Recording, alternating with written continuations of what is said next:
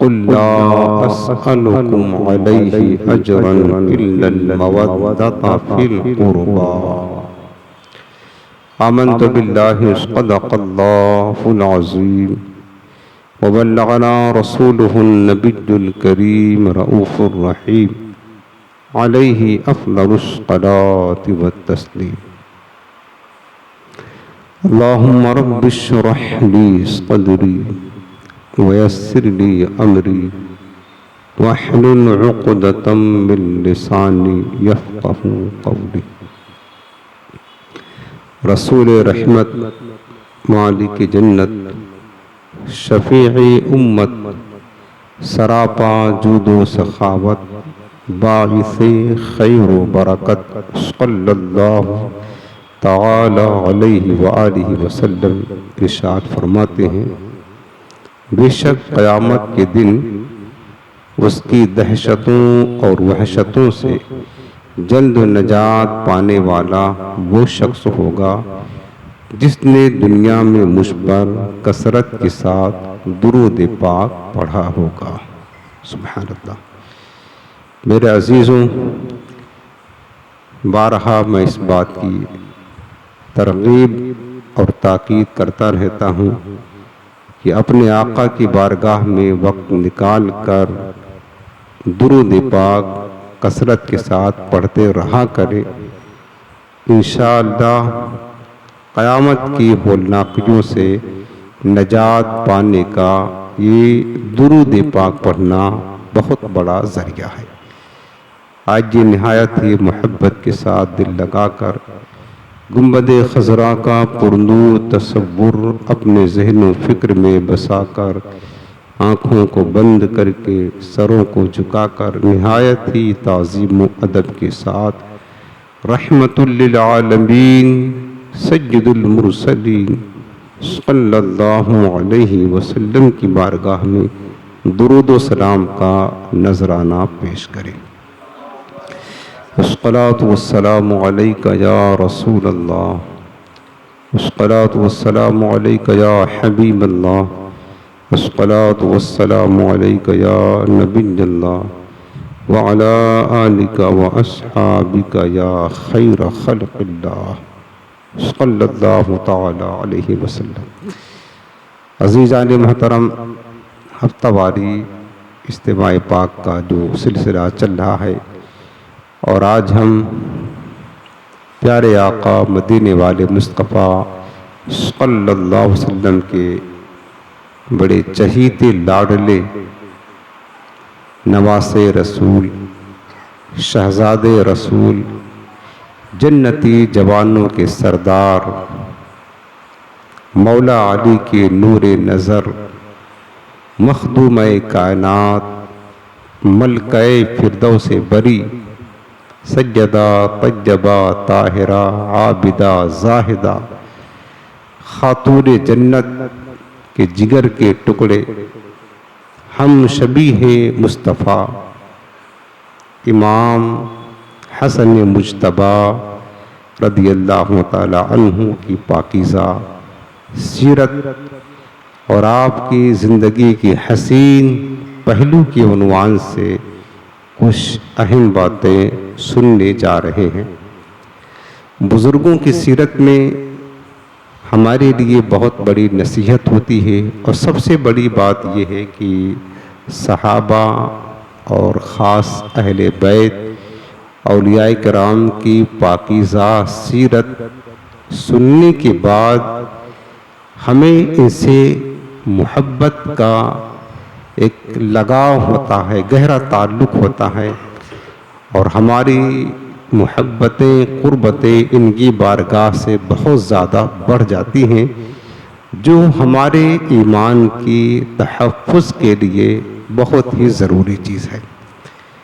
میرے عزیزوں، نواسے رسول، شہزادے بطول سیدنا امام حسن مجتبیٰ رضی اللہ تعالی عنہ کی پاکیزہ سیرت، بہت زندگی کے حسین حسین لمحات آپ کی سیرت میں ملتے ہیں۔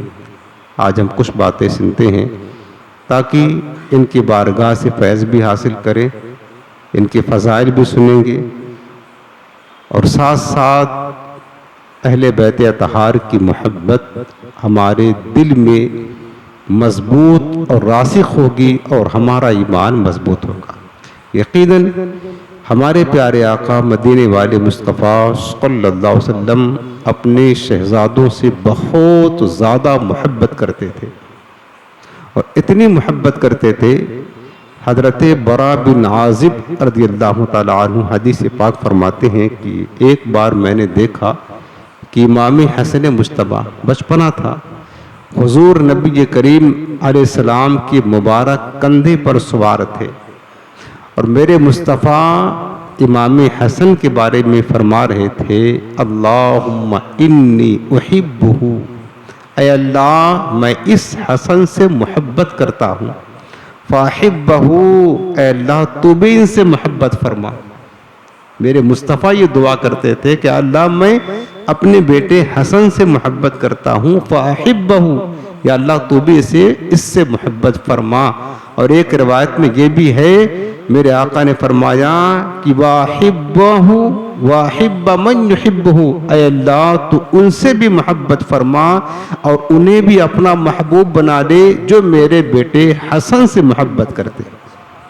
حضور علیہ السلام کی دعا ہے، حضور نبی کریم علیہ السلام کی دعا ہے، اور میرے آقا نے یہ بھی فرمایا ہے کہ جو شخص مجھ سے محبت کرنا چاہتا ہے اسے چاہیے کہ میرے بیٹے حسن سے بھی محبت کرے۔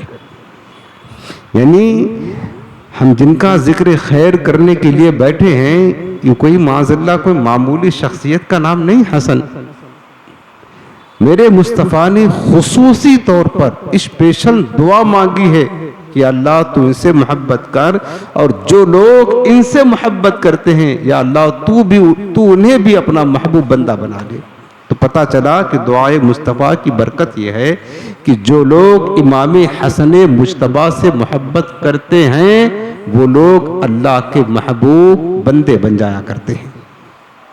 اگر اللہ کی محبت، اللہ کا محبوب اور مقرب بننا ہے، امام حسن مجتبیٰ سے محبت کرتے ہیں۔ اور آج ہم جو ان کا تذکرہ کرنے بیٹھے ہیں یہ بھی ان کی بارگاہ سے، ان کی ذات سے محبت کی ایک کڑی ہے، چونکہ جب ہم ان کے فضائل سنیں گے، ان کی سیرت سنیں گے، ان کے پاکیزہ زندگی کے بارے میں سنیں گے تو ہمارا دل ان کی طرف مائل ہوگا اور ہمارے دل میں ان سے محبت پیدا ہوگی۔ جب ان سے محبت پیدا ہوگی تو اللہ کے رسول کی محبت کا فیض ملے گا، پھر ہم انشاءاللہ اللہ تعالیٰ کے محبوب بندے بن جائیں گے۔ اس لیے ضروری ہے کہ ہم اہل بیت اطہار سے محبت کریں اور بالخصوص امام حسن مجتبیٰ سے محبت کریں۔ اب ہم ان کی سیرت شروع کرنے جا رہے۔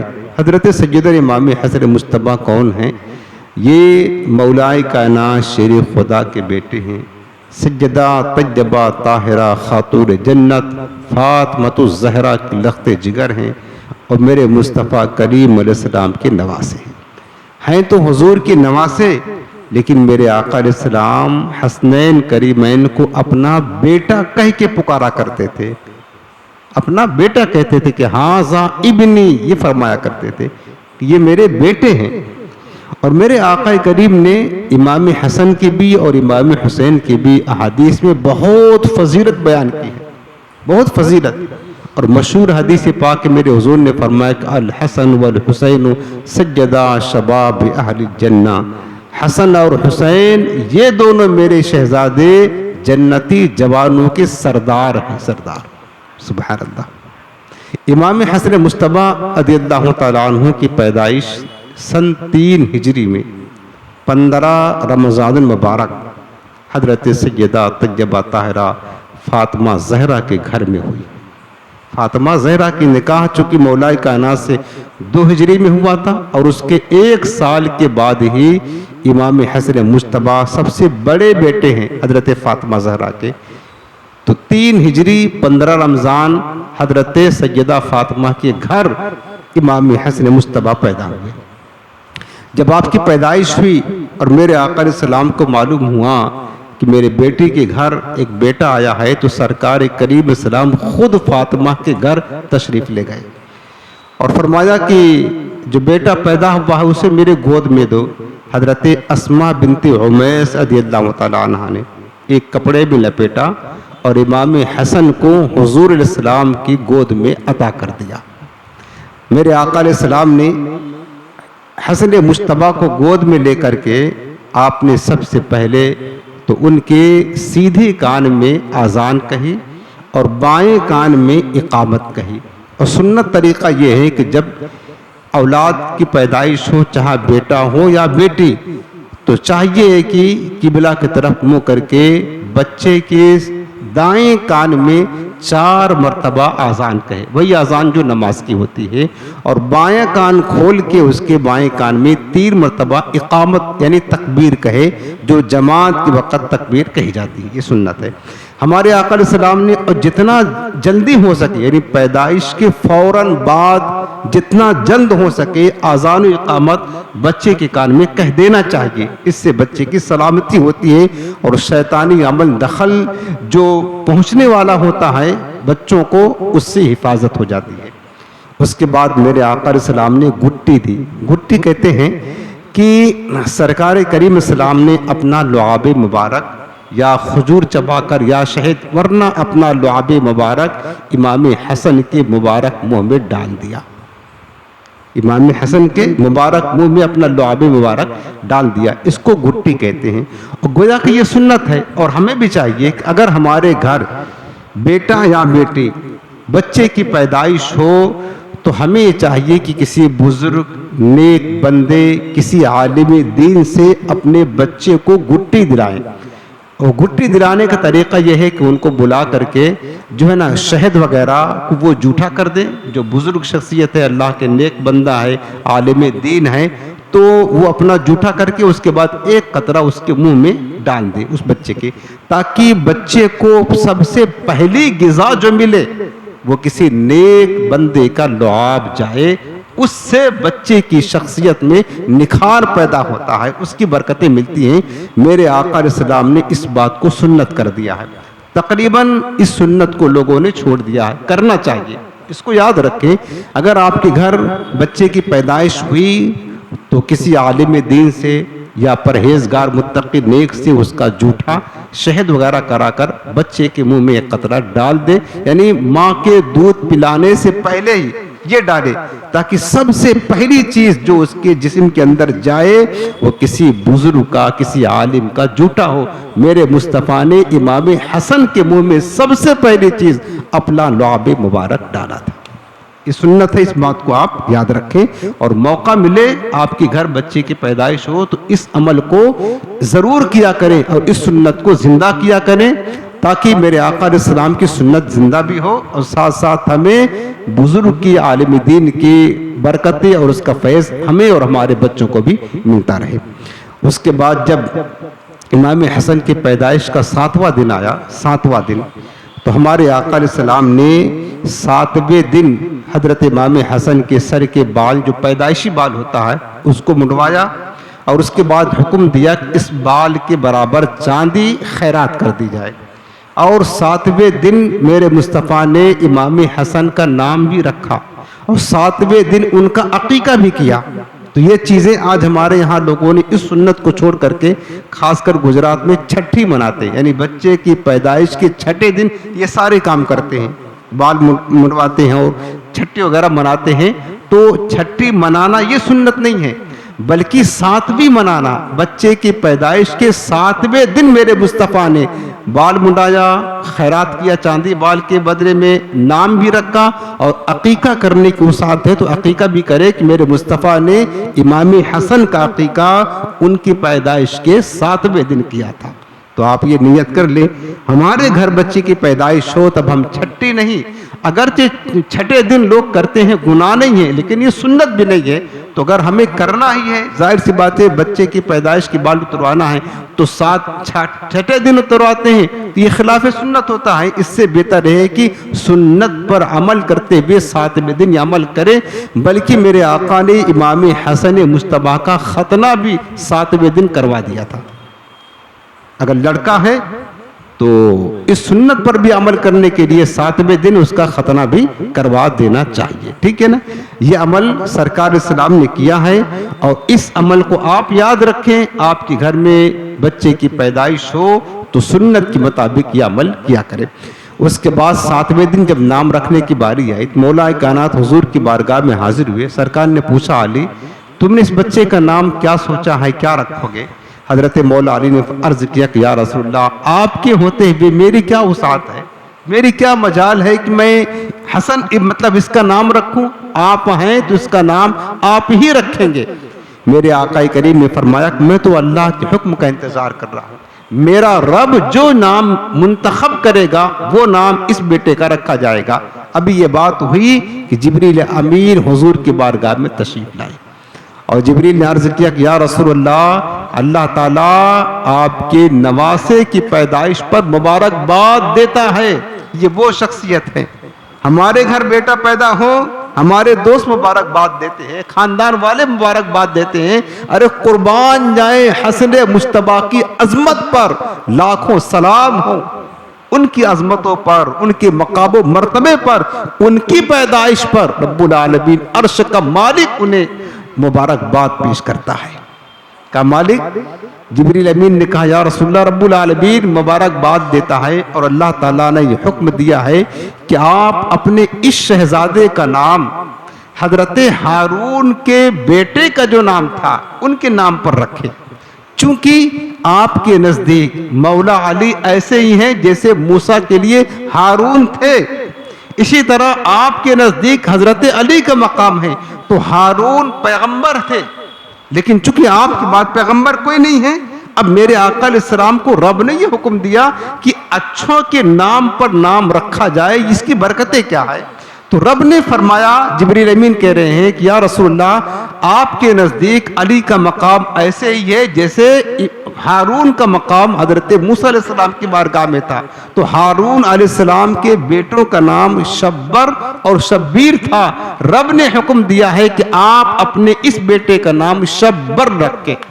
اب شبر عبرانی زبان کا لفظ ہے، تو میرے آقا نے فرمایا یہ تو عبرانی زبان ہے، لیکن اس کا ترجمہ عربی زبان میں حسن بنتا ہے، حسن حسن۔ تو میرے آقا علیہ السلام نے جبریل امین کے کہنے کی وجہ سے جو رب نے حکم دیا تھا، اپنے اس بیٹے کا نام حسن رکھا۔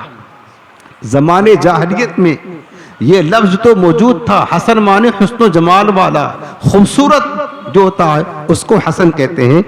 زمانے جاہلیت میں یہ لفظ تو تھا، لیکن حضرت امام حسن مجتبیٰ سے پہلے کسی کا نام حسن رکھا ہی نہیں گیا تھا۔ یہاں پر ایک بات سمجھ میں آ رہی ہے کہ آج ہمارے گھر میں بچوں کی پیدائش ہوتی ہے نا، تو نام رکھنے کے سلسلے میں لوگ اتنا زیادہ مطلب ایڈوانس بن گئے ہیں کہ پوری کائنات میں زمین کے نیچے بھی، زمین کے اوپر بھی، آسمان کے اوپر بھی کسی کا جو نام نہ ہو وہی نام اپنے بچے کا رکھا جائے۔ یہ لوگوں کا غلط تصور چڑھ گیا، حتیٰ کہ لوگ اب فلمیں ڈراموں والا جو نام ہے، اور لوگ مطلب نام کو گڑھ کر کے رکھتے ہیں، گڑھ کر کے یعنی اپنی طرف سے بنا کر رکھیں گے کہ ایسا نام ہو کہ پوری کائنات میں نہ ہو، کسی کا نام نہ ہو، وہ نام رکھنا چاہتے ہیں۔ اب وہ نام کہاں سے لائیں گے؟ جب ملے گا نہیں اس کو بناتے ہیں، گڑھتے ہیں۔ ہاں یہ نام اچھا رکھ دیا، اچھا وہ نام گڑھ کر کے رکھ دیا، کسی ڈکشنری میں کسی لغت میں اس کا معنی ملتا نہیں، اب وہ لے کر ہمارے پاس آگے حضرت اس کا معنی کیا ہے یہ بتا دیں۔ اب ہم چلے ان کی خاطر جو ہے نا کتابیں چھانے، ٹائم نکالے اور اس کا معنی بتائیں۔ جب معنی ہو اس کا، وہ لفظ موجود ہو کتابوں میں، تب تو ملے گا، اس کا معنی ملتا نہیں ہے تو ہم تو کہہ دیتے ہیں بھائی جس نے رکھا ہے آپ اسی سے اس کا معنی پوچھ رہے ہیں، میں نہیں جاتا، ہوتا ہی نہیں یہ معنی۔ لوگ اس طریقے سے غلط نام رکھتے ہیں۔ آپ دیکھیں امام حسن مجتبیٰ کا نام رکھنے کا جب وقت آیا تو رب نے کیا فرمایا کہ پیغمبر کے بیٹے کا نام، حضرت ہارون کے بیٹے کا نام شبر تھا، تو یا رسول اللہ آپ بھی اپنے شہزادے کا نام اسی نام پر رکھیں، یعنی اچھوں کے نام پر نام رکھنے کا حکم رب نے خود دیا ہے اپنے محبوب کو، اور حضور نے فرمایا ہے کہ لوگوں اچھوں کے نام پر نام رکھا کرو۔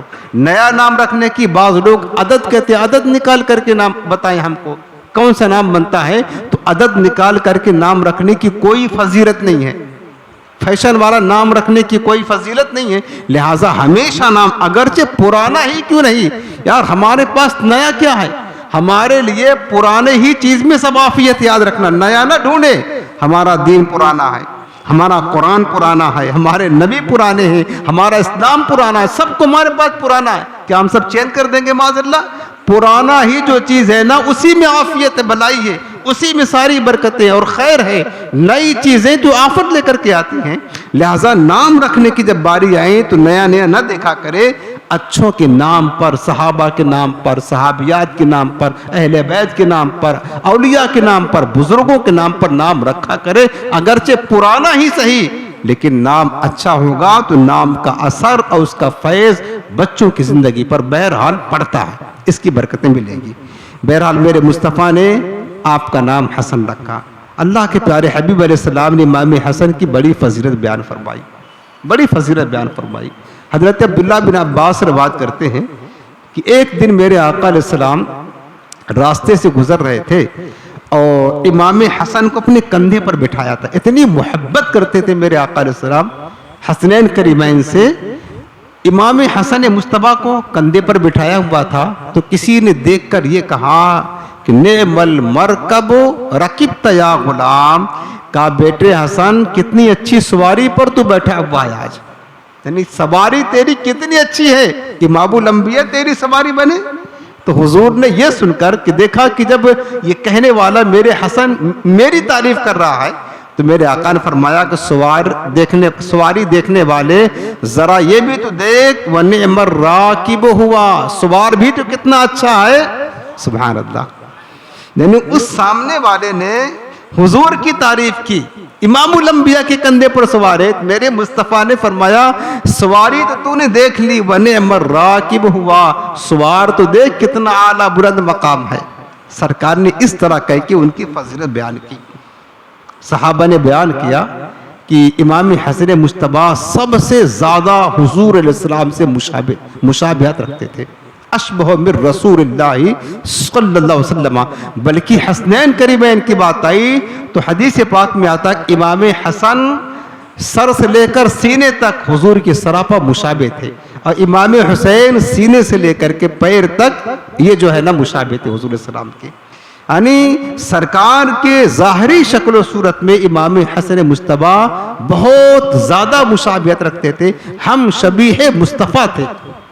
और मेरे आका अलैहिस्सलाम कितनी मोहब्बत फरमाते हैं। हज़रत अबू हुरैरा रज़ियल्लाहु ताला अन्हु हदीस पाक एक बयान करते हैं कि जब भी मैं हसन मुस्तफ़ा को देखता हूँ तो मेरी आंखों से आंसू जारी हो जाते हैं।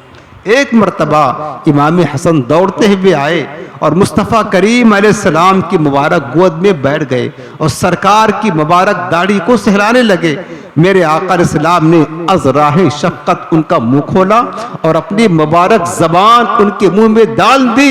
इमाम हसन ने हुजूर की ज़बान को चूसा और चूसते रहे। फिर 3 मरतबा मेरे आका अलैहिस्सलाम ने यह फरमाया कि ऐ अल्लाह, मैं हसन से मोहब्बत करता हूँ, तू भी इससे मोहब्बत फरमा। मैं इससे मोहब्बत करता हूँ, तू भी इससे मोहब्बत फरमा। इतना ज़्यादा मेरे आका अलैहिस्सलाम मोहब्बत करते थे, हत्ता कि हुजूर अलैहिस्सलाम सहाबे कराम को नमाज पढ़ा रहे होते, सरकार मुसल्ली इमामत पर होते और हुजूर सजदे में गए होते। इमाम हसन आ करके हुजूर के मुबारक पुष्ट पर सवार हो जाते और कई बार ये वाक़या हुआ, बार बार हुआ। वो बच्चे थे, बचपना था, हुजूर सजदे में गए, इमाम हसन मुस्तफ़ा आपके पुष्ट पर सवार हो गए। अब बहुत देर तक सवार रहे। मेरे आका अलैहिस्सलाम ने इमाम हसन जो पुष्ट पर बैठ गए, सरकार ने सजदा तवील कर दिया, सर नहीं उठाया। पीछे सहाबे कराम सजदे में, हुजूर नमाज पढ़ा रहे हैं, साहब बहुत देर हो गया, सरकार ने सर न उठाया। साहबा कहते हैं हमें अंदेशा हुआ कहीं सरकार पर कोई वही तो नहीं नाज़िल हो रही है, कहीं हुजूर का विसान तो नहीं हो गया, क्या बात है कि अभी तक सजदा में है, सर नहीं उठाया। जब इमाम हसन खुद अपने तरफ से उतर गए तो मेरे आका ने सर अनवर को सजदे से उठाया। सहाबा ने पूछा हुजूर क्या माजरा था? मेरे आका ने फरमाया कि मेरे पुष्ट पर हसन सवार हो गया था, अब अगर मैं सर सजदे से उठाता तो ये गिर जाता, इसको तकलीफ होती, इसलिए मैंने इसको तकलीफ देना मुनासिब नहीं समझा और सजदा को तवील फरमा दिया। अब आप देखें आज ऐसे भी लोग हैं, मखलूक है इस दुनिया में نماز بہت پڑھتے ہیں، چھیلہ کشی میں بہت ماہر ہیں، تسبیحات و تحلیلات میں بہت زیادہ ماہر ہیں، لیکن ان کا عقیدہ یہ ہے کہ اگر نبی کا خیال نماز میں آ جائے تو نماز فاسد ہو جاتی ہے۔ اور یہاں تک لکھا ہے کہ نبی کا خیال نماز میں آنے سے گدھے اور بیل کا خیال آنا بہتر ہے، نبی کا خیال نہیں آنا چاہیے۔ تو ان کی نمازوں میں بس گدھے ہی کا خیال آتا ہے، ہماری نمازوں میں تو ہم کہتے ہیں السلام علیکم یا ایھا النبی، تو مصطفیٰ جائے رحمت کے جلوے بستے ہیں، اور یہ جب نماز پڑھتے ہیں تو ان کی نمازوں میں گدھے کا خیال آتا ہے۔ ایسے لوگ ہیں جن کا عقیدہ یہ ہے، کتابوں میں لکھا ہے، چھپا ہے۔ اب آپ غور کریں پیارے، کتنی گھٹیا بات یہ لکھی ہے، بے دینوں نے کتنی گندی بات لکھی ہے۔ یعنی امتی کے خیال میں حالت نماز میں نبی کا خیال آ جائے تو نماز فاسد ہو جاتی ہے۔ امام الانبیاء کے خیال میں حسن مجتبیٰ پشت پر سوار ہیں، سجدے سے سر نہیں اٹھا رہے، وجہ کیا ہے؟ خیال ہے کہ ابھی حسن میرے پشت پر بیٹھا ہے۔ مصطفیٰ خیال فرما رہے حالت سجدہ میں کہ میرا بیٹا حسن ہمارے پشت پر ہے۔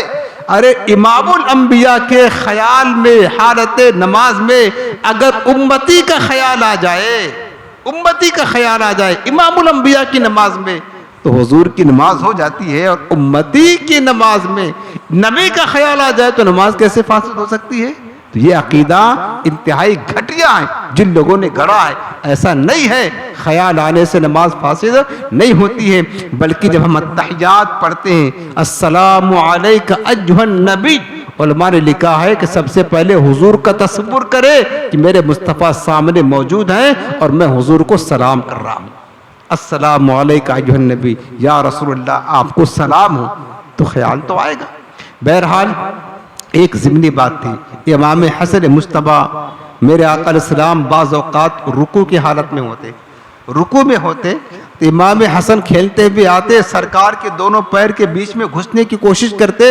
سرکار جب دیکھتے کہ حسن میرے دونوں پیر کے بیچ میں گھس رہے، سرکار اپنے مبارک پاؤں کو چوڑا کر دیتے تھے، چوڑا کر دیتے تھے، ایک طرف سے وہ گھستے اور دوسری طرف سے پھر نکل جایا کرتے تھے۔ یعنی اس طرح نماز کی حالت میں بھی میرے مصطفیٰ امام حسن سے محبت کتنی کیا کرتے تھے، پیار کتنا کیا کرتے تھے۔ پیارے بتاؤ، جس سے میرے آقا محبت کرتے تھے، اگر ہم اس سے محبت کریں گے تو ہمارے آقا کی محبت ہمارے ساتھ بھی قائم ہے۔ اس لیے حسن بن علی سے پیار ضرور کیا کرے۔ حضور کی محبت کا فیض صحابہ کو ملا تھا۔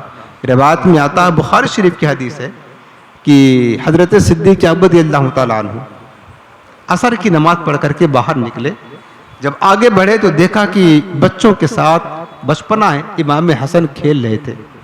حضرت سیدنا ابوبکر صدیق نے حضرت امام حسن کو گود میں اٹھایا اور پیار کیا، اور پیار کرنے کے بعد فرمانے لگے کہ حسن تو ہم شبیہ مصطفیٰ ہے۔ حضرت مولا علی بھی موجود تھے، کہنے لگے علی یہ حسن تیرے مشابہ نہیں ہے، یہ تو اللہ کے رسول کے مشابہ ہے، یہ تو اللہ کے رسول کی مشابہ ہے، تو اگرچہ باپ ہے لیکن یہ تیرے مشابہ نہیں ہے۔ یہ سن کر مولا علی مسکرا دیے۔ اس سے یہ بھی پتہ چلتا ہے کہ صحابہ کرام کو اہل بیت سے محبت کتنی زیادہ تھی، پیار کی کتنا کیا کرتے تھے، اور کیوں نہ پیار کریں، اہل بیت اطہار کی محبت تو ہمارے دین اور ایمان کا حصہ ہے۔ اور بلکہ جو آج ہم کو اہل بیت اطہار کی محبت کا فیض ملا ہے، ان کی محبت کی خیرات ملی ہے، یہ صحابہ کرام کی برکتوں سے ملی ہے۔ ہم نے یہ محبت صحابہ کرام سے ہی سیکھی۔ اتنا زیادہ محبت کیا کرتے تھے صحابہ کرام بھی، اور رسول پاک بھی امام حسن مجتبیٰ سے پیار کیا کرتے تھے، محبت کیا کرتے تھے۔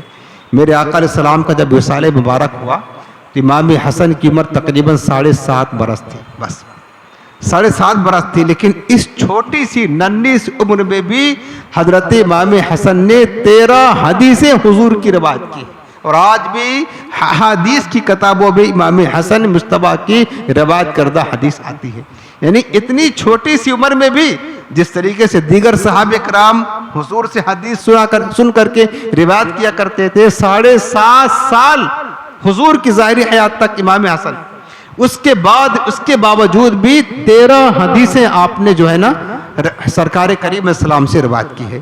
یعنی اس سے پتہ یہ چلا کہ امام حسن مجتبیٰ علم کے معاملے میں بڑے گہرے تھے، اور حضور علیہ السلام کی حدیثیں سن کر اس کو یاد کر کے آگے صحابہ و تابعین کو روایت بھی کیا کرتے تھے۔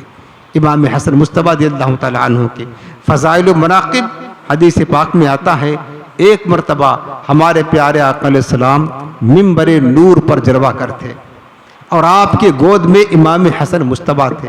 میرے آقا علیہ السلام کبھی حسن کو دیکھتے اور کبھی صحابہ کرام کی طرف دیکھتے۔ پھر میرے حضور نے فرمایا، لوگوں سن لو، ابنی ھذا سجد، یہ میرا بیٹا حسن سردار ہے، لعل اللہ ان یصلح بہ بین فئتین عظیمتین من المسلمین، اللہ تعالیٰ اس حسن کے ذریعہ سے مسلمانوں کی دو بڑی گروہوں کے درمیان صلح کرائے گا۔ سرکار نے غیب کی خبر دی اور امام حسن مجتبیٰ کی عظمت اور فضیلت کو بھی بیان فرمایا۔ میرے آقا علیہ السلام نے فرمایا کہ یہ میرا بیٹا حسن سجد ہے، سجد، اور دیکھنا ایک وقت وہ آئے گا جب مسلمانوں کی دو عظیم جماعتیں آمنے سامنے ہوں گی مقابلہ کے لیے، اور دو عظیم مسلمانوں کی گروہوں میں بڑا شدید اختلاف ہوگا۔ میرا بیٹا یہ حسن مسلمانوں کی دو جماعتوں کے درمیان صلح کرا کر کے امت کو متحد کر دے گا۔ حضور نے یہ پیشن گوئیاں فرمائی اور یہ شرف امام حسن مجتبیٰ کو دیا۔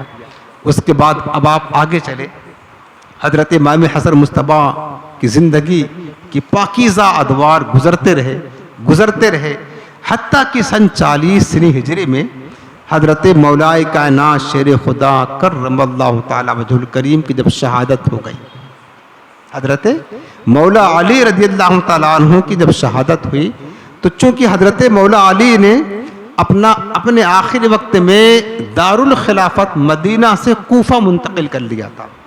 آپ کوفہ میں آ کر کے رہتے تھے اور خلافت کا نظام وہاں سے چلایا کرتے تھے۔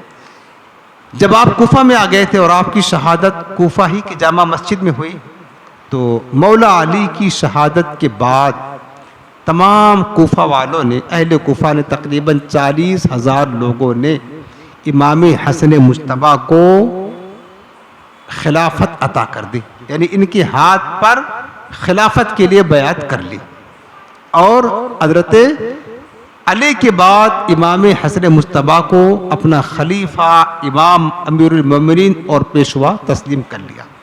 چونکہ میرے آقا علیہ السلام کا یہ ارشاد ہے، حضور علیہ السلام نے فرمایا تھا کہ الخلافت بعدی 30 سنۃ، کہ میرے بعد خلافت 30 برس رہے گی، ثم تکون ملکن، پھر اس کے بعد بادشاہت آ جائے گی، سلطنت آ جائے گی، یعنی وہ خلافت جو منہاج نبوت پر قائم ہے، جس کو خلافت راشدہ کہتے ہیں۔ ہمارے آقا نے اس بات کی طرف اشارہ کیا کہ خلافت راشدہ حقہ میرے بعد صرف 30 برس رہے گی، اس کے بعد پھر سلطنت، ملوکیت اور بادشاہیت کا دور شروع ہو جائے گا۔ امام مولا علی شیر خدا کرم اللہ تعالی وجہ الکریم کی جب شہادت ہوئی، تو صدیق اکبر سے لے کر کے حضرت علی کی شہادت تک تقریباً 29.5 سال گزر چکے تھے خلافت راشدہ کے، 29.5 سال، 6 ماہ باقی تھے جو میرے مصطفیٰ نے بشارت دی تھی خلافت راشدہ کی۔ اب حضرت مولا علی کی شہادت کے بعد حضرت امام حسن کو خلیفہ منتخب کیا گیا۔ خلیفہ جب آپ منتخب ہوئے تو اس کے بعد خلافت کا نظام سنبھالا حضرت امام حسن مجتبیٰ نے۔ خلافت کا نظام سنبھالنے کے بعد بہت ہی احسن طریقے سے خلافت کے امور کو انجام دیا۔ حضرت امام حسن بصری رضی اللہ تعالیٰ عنہ قسم کھا کر کہتے تھے کہ یہ 6 مہینہ جو خلافت راشدہ امام حسن مجتبیٰ نے سنبھالا، اس 6 مہینے کے بیچ میں خدا کی قسم ناحق کسی ایک بندے کا قتل ہی نہ ہوا۔ اتنی خوبصورت انداز میں امام حسن مجتبیٰ نے خلافت کو سنبھالا تھا۔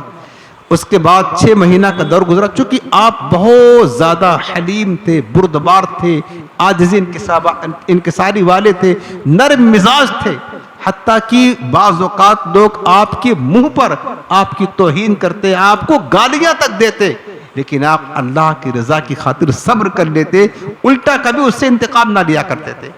کوفہ کی جامع مسجد کے دروازے پر امام حسن مجتبیٰ کی سیرت کا ایک پہلو ہے، ایک آپ کھڑے تھے, ایک دیہاتی آیا اور وہ آتے ہی اس نے امام حسن کو گالیاں دینا شروع کی, حتیٰ کہ امام حسن کو بھی گالیاں دی, آپ کے والدین کریمین کو بھی گالیاں دی, سب و شتم کیا, لعن طعن کیا, برا بلا کہا. امام حسن اتنے بردبار تھے, خاموشی کے ساتھ سن رہے ہیں, بلکہ اس سے یہ پوچھتے ہیں کہ تو مجھے گالی بک رہا ہے, برائی کر رہا, تجھے بھوک لگی ہے, تجھے لگتا کوئی مصیبت پہنچی ہے, بھوک لگی ہوگی. وہ پھر اور زیادہ گالیاں بکنے لگا. امام حسن مصطفیٰ نے اپنے خادم سے فرمایا کہ گھر جاؤ اور جتنی چاندی گھر میں رکھی ہے تشت میں جمع کر کے سب لے آؤ. خادم لے کر آیا ایک پلیٹ میں چاندی, اور آپ نے اس کو جو آپ کو گالیاں دے رہا ہے, آپ کی توہین کر رہا, اس کو اٹھا کر کے سب دے دیا.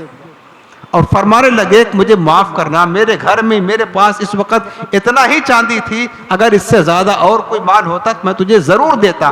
یہ جب اس نے لے لیا, اس دیہاتی نے, وہ کہنے لگا اشہد انک ابن رسول اللہ, میں گواہی دیتا ہوں یقیناً آپ اللہ کے رسول کے بیٹے ہیں. یہ لے کر کے منہ بن کر کے چلا گیا. اور امام حسن مصطفیٰ تو عبادت میں تو اعلیٰ تھے, ریاضت میں اعلیٰ تھے, دعاؤں میں اعلیٰ تھے. سخاوت آپ کی بہت زیادہ بلند تھی, یاد رکھنا سخاوت. ایک بار ایک شخص آپ کی خدمت میں آیا اور اس نے اپنا حال زار بیان کرنے کی کوشش کی کہ میری حالت کیا ہے, کچھ سوال کرنا چاہا. ابھی اس نے کچھ کہا نہیں, امام حسن سمجھ گئے کہ یہ لگتا ہے اس کو کسی چیز کی ضرورت ہو. اس نے اپنی ضرورت بیان نہیں کی. آپ کے پاس 10,000 درہم تھا, فوراً نکال کر کے اس کی خدمت میں پیش کر دیا. اس نے کہا حضور میں آیا تھا آپ کے پاس, ابھی تو میں نے اپنی ضرورت ہی نہیں بتائی, اپنی حاجت بیان نہ کی اور آپ نے اس سے پہلے یہ عطا کر دیا. امام حسن فرماتے ہیں کہ ہم اہل بیت اس بات کا انتظار نہیں کرتے کہ کوئی اپنی ضرورت بتائے تو دے ہم, تاکہ وہ شرمندہ ہو. ہم سمجھ جاتے ہیں وہ اپنی ضرورت بتائے نہ بتائے, ہم پہلے اسے مالا مال کر دیتے ہیں. ایک شخص آپ کی خدمت میں آیا, قرض کا شکایت کیا, حضور قرض دار بہت ہوں, اہل و عیال ہے, تنگ دست ہوں. اس نے اپنی ضرورت کو بیان تو کر دیا, اپنے جو مقروض تھا اس کو بیان کیا, تنگ دستی کا ذکر کیا. امام حسن مصطفیٰ کے پاس 1,00,000 درہم تھا, 1,00,000 درہم سب نکال کر کے اس کو عطا کر دیا. یعنی سخاوت اتنی اعلیٰ تھی, بھوکے رہ کر کھلا دے اوروں کو, وہ گھرانہ میرے حضور کا. یہ شان تھی, یہ شان تھی. ایک دن دیکھا آپ نے ایک مسجد میں ایک شخص دعا مانگ رہا کہ یا اللہ مجھے 4,000 درہم چاہیے, 4,000 درہم چاہیے. امام حسن مصطفیٰ نے سن لیا اور گھر گئے, 4,000 درہم لا کر کے اس کو دے دیا. فرمایا کہ جا تیری دعا قبول ہو گئی. اس طرح سخاوت کا دریا بہاتے تھے. تو میں یہ عرض کر رہا تھا, امام حسن کی خلافت جب آپ کو ملی اور اہل کوفہ نے آپ کے ہاتھ پر بیعت کیا تو 6 مہینہ خلافت پر قائم رہے. اس کے بعد جیسے ہی حضور کی وہ بشارت والی خلافت راشدہ کہ میرے بعد خلافت 30 سال ہوگی اور 29.5 سال تو مولا علی کی شہادت تک پورا ہو گیا تھا, 6 مہینہ اور ہو گیا, 30 برس جیسے گزر گیا خلافت راشدہ کو. حضرت میر معاویہ کوفہ آئے تھے, آپ نے اپنی ساری خلافت اٹھا کر کے حضرت میر معاویہ کو عطا کر دیا. 6 مہینے کے بعد آپ صرف 6 مہینہ قائم رہے, ساری خلافت اٹھا کر کس کو دے دیا, حضرت امیر معاویہ کو دے دیا. چونکہ مولا علی کے دور سے حضرت امیر معاویہ اور مولا علی کے درمیان میں اختلاف تھا, جنگ صفین اس کا نتیجہ تھا, اور کافی یعنی 2 مسلمان 2 دھڑوں میں گویا کی بٹ گئے تھے. ایک تو اہل بیت کی طرف تھے جو امام حسن مصطفیٰ مولا علی کی طرف تھے, دوسرے کچھ لوگ جو شام کے علاقہ تھا وہ حضرت امیر معاویہ کے زیر تسلط تھا. تو امت مسلمہ کا جو اتحاد تھا وہ بکھر چکا تھا. حضرت امام حسن نے اس بکھرے ہوئے اتحاد کو دوبارہ قائم کرنے کے لیے 6 مہینہ جب خلافت راشدہ کے آپ کا گزر گیا, آپ نے کچھ شرائط کے ساتھ ساری خلافت کی باغ ڈور حضرت امیر معاویہ کو عطا کر دیا.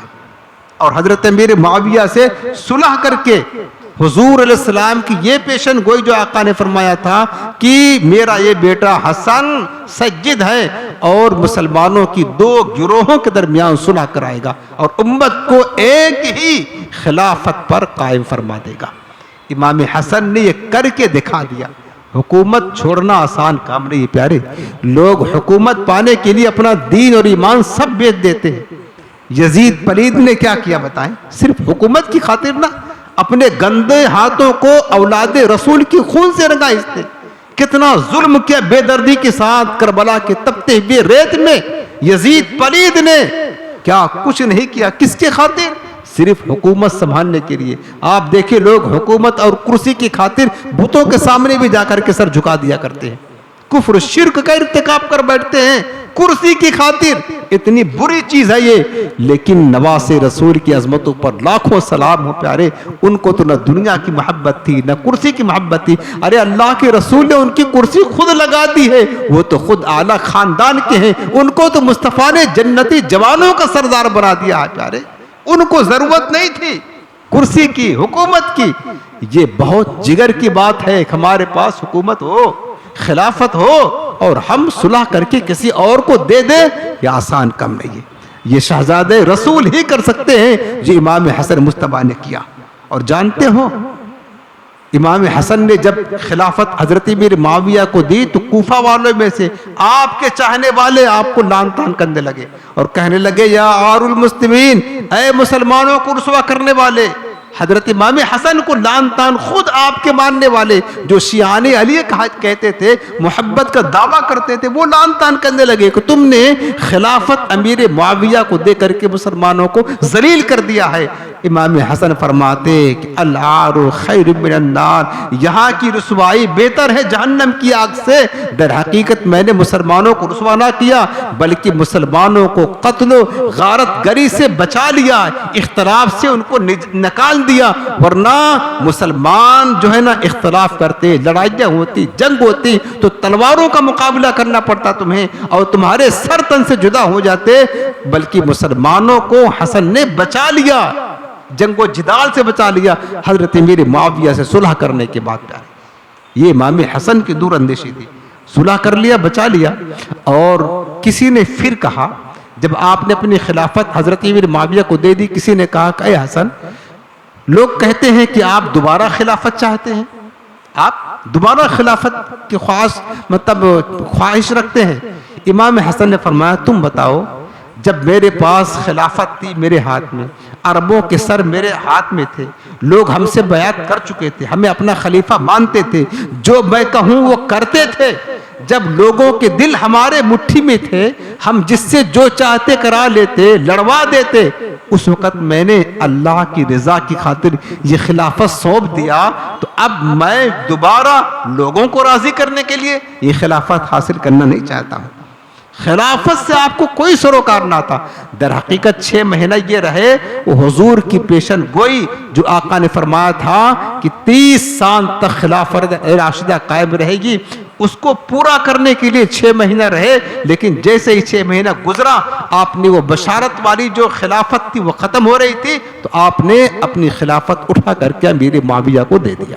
یعنی اس کے بعد چونکہ اب بادشاہیت کا دور شروع ہو رہا ہے، امام حسن نہیں چاہتے تھے کہ بشارت والی خلافت تو 30 سال کی ختم ہو گئی آپ کے 6 مہینہ ہونے پر، اب اس کے بعد نہیں چاہتے تھے کہ بشارت والی خلافت ختم ہونے کے بعد پھر میں خلیفہ بنا رہوں، پھر میں بادشاہ اسلام رہوں. اس لیے آپ نے اپنی خلافت اٹھا کر کے حضرت امیر معاویہ کو عطا کر دیا اور صلح کر لیا ان سے. اور اس کے بعد کچھ جو شرطیں طے ہوئیں اس کے مطابق صلح کر لیا. امام حسن مجتبیٰ رضی اللہ تعالی عنہ کی سیرت کے پاکیزہ، آپ بڑے نرم دل تھے اور بہت زیادہ بردبار تھے، حلیم تھے، عاجزی انکساری کرنے والے، عبادت کی کثرت کرنے والے، روزے رکھنے والے، تلاوت کرنے والے. اس کے بعد آپ کوفہ میں رہتے تھے. آپ نے خلافت دے دی، اپنے اہل خانہ کو لے کر کے کوفہ سے مدینہ منورہ آ گئے. اس وقت بہت سارے ایسے لوگ تھے جو اہل بیت کے دشمن تھے، اہل بیت کے دشمن تھے اور حضور کی اولادوں نے بہت زیادہ ظلم برداشت کیا، اذیتیں بہت دی گئی ہیں اہل بیت کے لوگوں پر. اس دور میں کچھ خارجی ذہن کے لوگ جو پیدا ہو گئے تھے انہوں نے اہل بیت کو بہت ستایا. امام حسن مجتبیٰ کی شہادت جو ہے نا یہ بڑی دردناک شہادت ہے. یاد رکھ وہ میں عرض کر کے بات ختم کرتا ہوں. امام حسن مجتبیٰ کی شہادت بڑی دردناک شہادت ہے. آپ کی جب وصال کا وقت آیا تو آپ نے خواب دیکھا کہ آپ کی پیشانی پر قل هو اللہ احد لکھا ہوا ہے.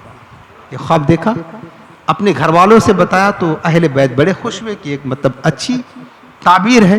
لیکن خواب کی تعبیر جاننے والے حضرت سعید بن مسیب موجود تھے. جب انہیں پتا چلا تو انہوں نے یہ تعبیر نکالی کہ امام حسن آپ نے جو خواب دیکھا ہے اگر یہ خواب سچا ہے تو اب آپ کی زندگی بہت کم رہ گئی ہے, یعنی ان قریب آپ اس دنیا سے وفات پا جائیں گے. اور یہ بھی یاد رکھ لینا امام حسن مجتبیٰ کو شہادت ملی ہے, جس طرح امام حسین کو شہادت ملی ہے امام حسن کو بھی شہادت ملی ہے. لیکن فرق یہ ہے کہ امام حسین کی شہادت یہ شہادت جہری ہے. شہادت جہری اس کو کہتے ہیں جو بالکل علی اعلان چھپ جائے, سب کو پتا ہو, اس کو شہادت جہری کہتے ہیں. امام حسن مجتبیٰ کی شہادت یہ شہادت سری ہے. شہادت سری اس کو کہتے ہیں جو چھپی رہے اور علی اعلان لوگوں میں ظاہر نہ ہونے پائے. انداز یہ تھا امام حسن مجتبیٰ کی شہادت کا, آپ نے خواب دیکھا تھا, اس کے بعد ہی سے آپ کو معاذ اللہ مارنے کے لیے 5 مرتبہ زہر قاتل دیا گیا. 5 مرتبہ. آپ غور تو کر سکتے ہیں, جس رسول پاک نے اس حسن کو اپنی زبان چسائی ہو, جس رسول پاک نے اس سے محبت کی ہو, محبت کا حکم دیا ہو, بتاؤ میرے عزیزو, جن کی فضائل بیان کیے گئے, قرآن میں جن کی شان میں آیات بینات کا نزول ہوا ہے, مصطفیٰ کریم نے جن کی شان اور عظمت بتائی, کیسے بدبخت ظالم لوگ تھے وہ, صرف حکومت کی خاطر, حکومت کی لالچ میں, دولت کی خاطر, جو اہل بیت اطہار جس نبی کا کلمہ پڑھتے تھے اسی نبی کی نوازوں کو قتل کرنے کے در پہ ہوئے. کربلا میں کیا ہوا تھا؟ یزید نے یہ قدم کیوں اٹھایا؟ ایک ہی چیز تھی کہ حسین رہیں گے تو میری خلافت کو سب لوگ مانیں گے نہیں, حکومت میں آڑے آئیں گے, لہٰذا ان کا راستہ صاف کر دیا جائے تاکہ حکومت آرام سے کر سکے.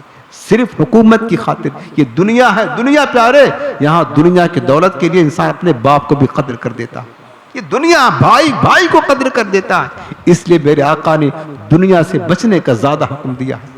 دنیا کی محبت سے میرے آقا نے امت کو بچایا ہے. اور سرکار فرماتے تھے حدیث پاک میں, لوگوں مجھے اس بات کا اندیشہ نہیں ہے, ڈر نہیں ہے کہ میرے بعد تم شرک کرو گے. وَلَا خَافُ أَن تُشْرِكُوا بَعْدِي, میں خوف نہیں کرتا ہوں کہ کلمہ پڑھنے کے بعد تم شرک کرو گے, شرک نہیں کرو گے. وَلَكِنْ أَخَافُ أَن تَتَنَافَسُوا, ہاں مجھے اس بات کا ڈر ہے کہ دنیا تمہارے دلوں میں گھر کر جائے گی. یہ حضور نے فرمایا تھا. یہ دنیا ہی کی محبت تھی جس نے اہل بیت اطہار شہزادے رسول کو بھی معاذ اللہ قتل سے بھی دریغ نہیں کیا. انہوں نے امام حسن مجتبیٰ کو پہلی بار زہر دیا گیا کھجور میں. آپ نے جب کھجوریں کھائی اور ایسا مطلب اور زہر قاتل جس کو کہتے ہیں یہ دیا گیا, سخت بے چینی, تڑپتے تھے, رات بھر تڑپتے رہے. صبح حضور کی بارگاہ میں گئے, رسول پاک کے مزار انور کے قریب جا کر سرکار سے استغاثہ کیا, یا رسول اللہ پریشان ہوں, دعا کیا. اس دعا کی برکت سے زہر کا اثر ختم ہو گیا.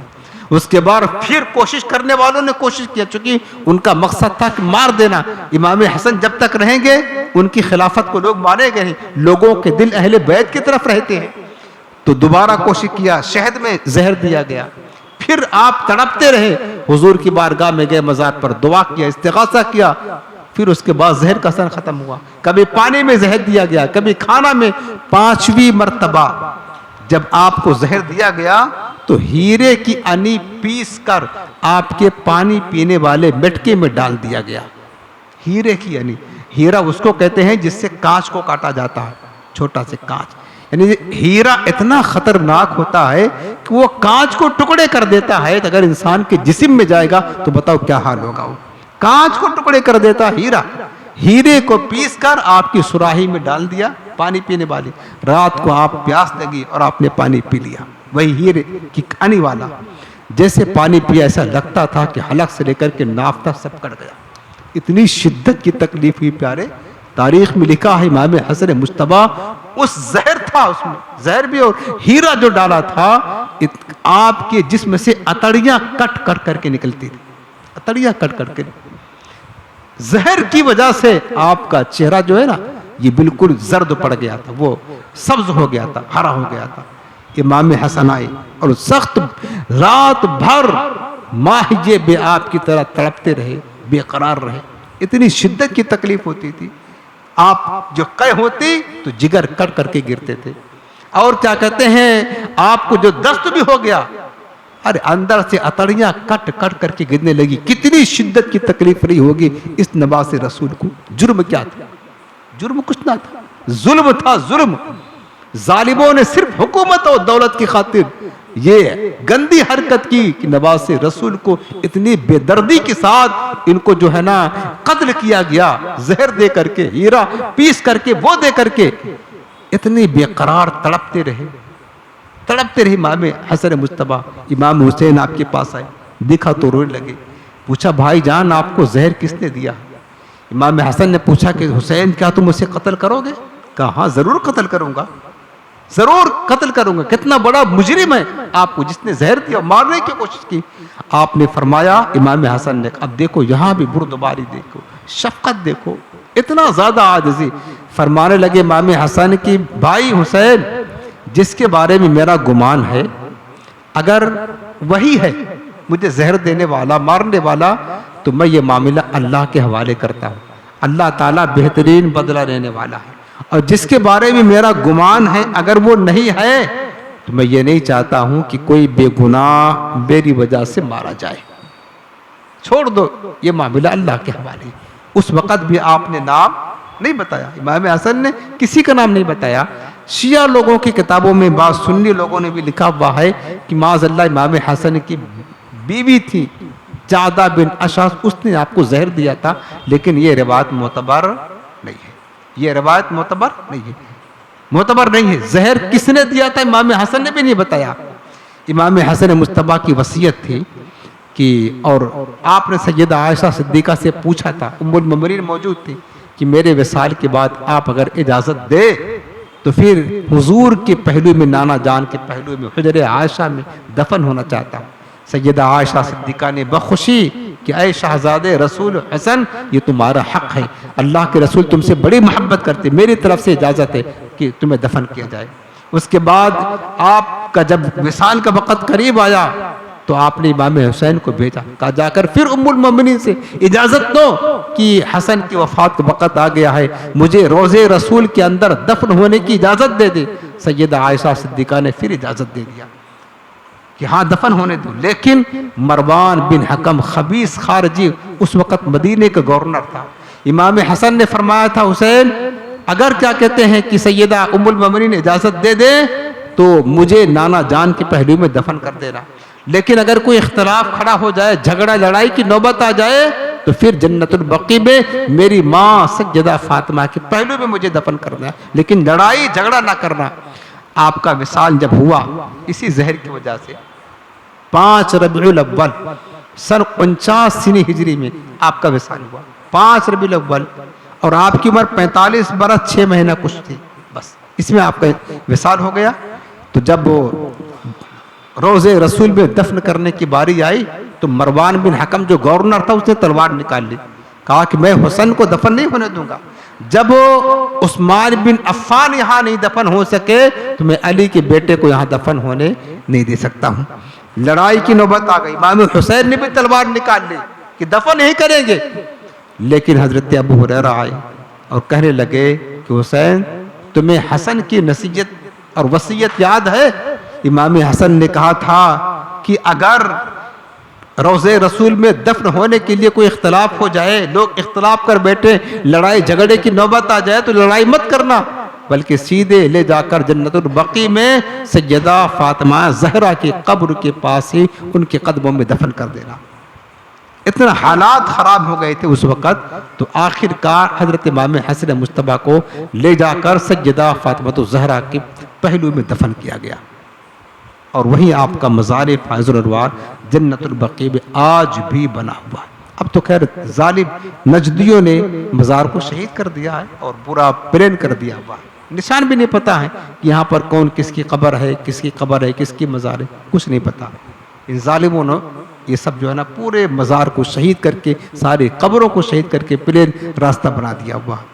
امام حسن مصطفیٰ کی اس طریقے سے اس انداز میں شہادت ہوئی، بلکہ اہل مدینہ بیان کرتے ہیں امام حسن مصطفیٰ کی جب شہادت ہوئی تو لوگ دور دراز سے اتنی کثرت کے ساتھ مدینہ میں آئے آپ کے جنازے میں شرکت کرنے کے لیے، اتنا ہجوم لوگوں کا تھا کہ اس سے پہلے کہ شاید کبھی اتنی بھیڑ مدینہ میں دیکھی گئی ہو، جتنی کثرت کے ساتھ بھیڑ امام حسن مصطفیٰ کے جنازے میں تھی، کیونکہ آپ اولاد رسول تھے اور ایک عزت تھی، لوگوں کے دل ہمیشہ جن کے دل پاکیزہ ہوتے ہیں نا وہ اہل بیت اطہار کی محبت میں جھکے ہوئے ہوتے ہیں، ان کی طرف مائل ہوتے ہیں۔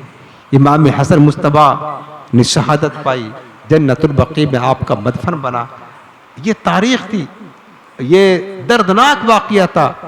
اہل بیت اطہار کو لوگوں نے اس وقت کے ظالموں نے، خارجیوں نے بہت ستایا اور اہل بیت نے خوشی بخوشی تمام اذیتوں کو، تمام ظلم کو برداشت کیا۔ میرے عزیزوں، ہمیں امام حسن رضی اللہ تعالیٰ عنہ کی پاکیزہ سیرت سے یہ پیغام ملتا ہے، یہ نصیحت ملتی ہے کہ صبر کرنے کی نصیحت ملتی ہے، سخاوت کرنے کی نصیحت ملتی ہے، عبادت کرنے کی نصیحت ملتی ہے، ریاضت کرنے کی نصیحت ملتی ہے اور دین اسلام پر مضبوطی کے ساتھ قائم رہنے کی نصیحت ملتی ہے۔ جب اتنے اعلیٰ مرتبہ والے لوگوں کو ظالموں نے اور حکومت نے نہیں چھوڑا، بتاؤ ہم کس کھیت کی مولی ہیں؟ ہماری اوقات کیا ہے؟ تو امام حسن مصطفیٰ کی یہ مختصر سی زندگی کا ایک نمونہ تھا، ان کی بارگاہ سے فیض دینے کے لیے ان کی فضیلت بیان کیا، ان کی پاکیزہ سیرت بیان کیا۔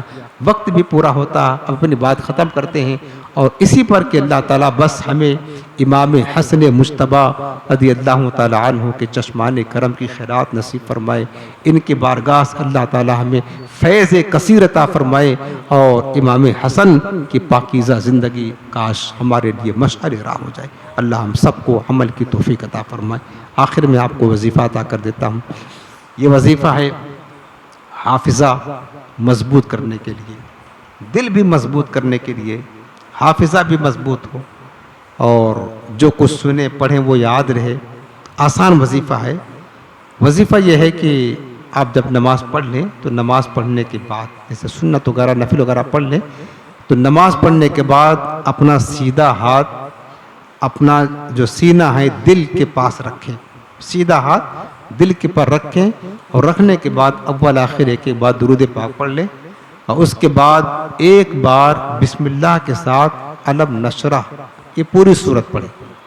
علم نشرح لک صدرک ووضعنا عنک وزرک، یہ پوری صورت شروع سے آخر تک چھوٹی صورت ہے۔